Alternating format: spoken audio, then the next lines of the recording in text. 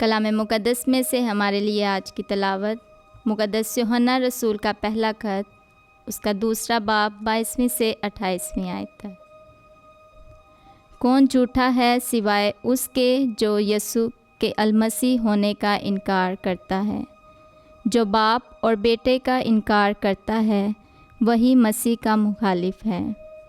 जो कोई बेटे का इनकार करता है वो बाप के साथ शराकत नहीं रखता।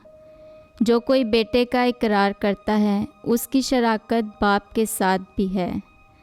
जो तुमने शुरू से सुना है वही तुम में कायम रहे, और जो तुमने शुरू से सुना है अगर वो तुम में कायम रहे तो तुम भी बेटे और बाप में कायम रहोगे।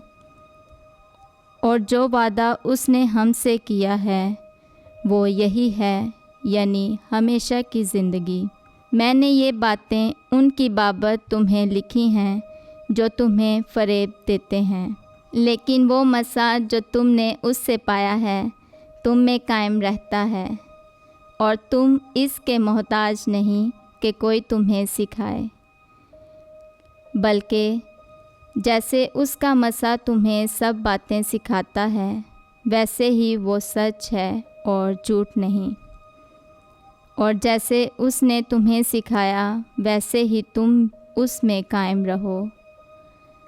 अब ऐ बच्चों, तुम उसमें कायम रहो ताकि जब वो ज़ाहिर हो तो हम खातिर जमा रखें और उसके आते वक्त उसके आगे शर्मिंदा ना हों।